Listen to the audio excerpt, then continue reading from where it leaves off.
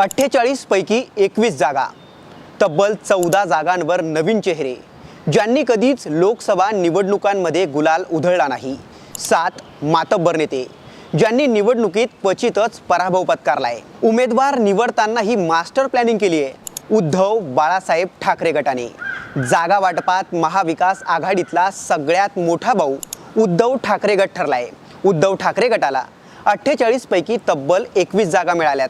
या 21 जागांवर उमेदवार निवडताना उद्धव ठाकरे गटाने त्या लोकसभा मतदारसंघाचा इतिहास, भूगोल, तिथली स्थानिक आणि राजकीय समीकरणे, जात फॅक्टर आणि विरोधकांची ताकद या सगळ्यांचाच गृहपाठ केलेला दिसतोय. नेमके ठाकरेंचे हे 21 उमेदवार कोण? त्यातून किती नवीन चेहरे, किती उमेदवार दुसऱ्यांदा निवडणुकीच्या रिंगणात उतरले आणि 21 पैकी किती जागांवर ठाकरेंचा पेपर सोपा जाणार, याचाच सविस्तर आढावा या व्हिडिओतून घेऊयात.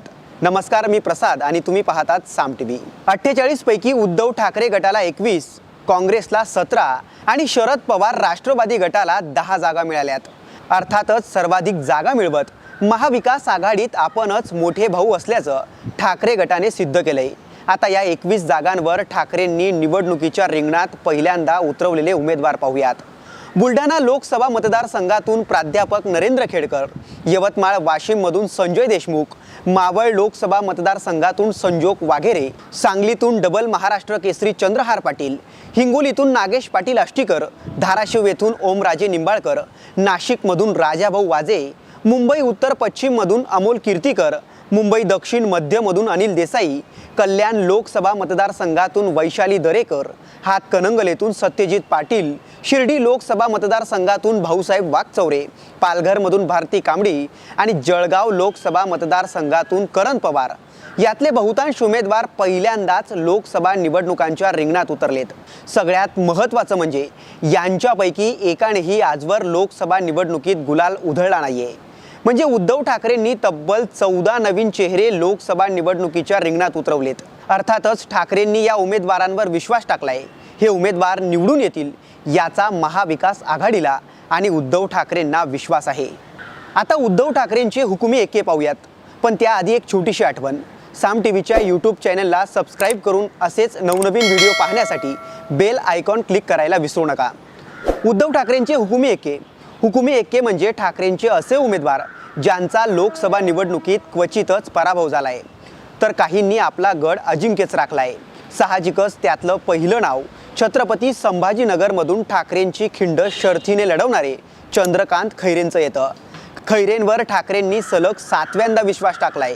यापैकी खैरेंनी तब्बल 5 वेळा विरोधकांना धूळ चारली आहे, तर 1 वेळा म्हणजे 2019 सालीच अल्पमतांनी त्यांचा पराभव झालाय. आता 7व्यांदा खैरे पुन्हा एकदा निवडणुकीच्या रिंगणात उतरलेत.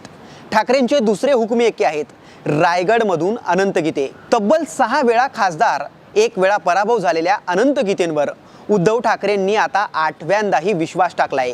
यावेळी त्यांची लढत राष्ट्रवादी काँग्रेस अजित पवार गटाचे प्रदेशाध्यक्ष सुनील तटकरे यांच्याशी होणार आहे. रायगड लोकसभेचा हा सामना हाय व्होल्टेज होण्याची दाट शक्यताही वर्तवण्यात येते. ठाकरेंचे तिसरे हुकुमी एक्के आहेत रत्नागिरी सिंधुदुर्ग लोकसभा मतदारसंघातले विनायक राऊत. विनायक राऊत या मतदारसंघातून सलग 2 वेळा निवडून आलेत. तिसऱ्यांदाही ठाकरेंनी त्यांच्यावरच विश्वास टाकलाय.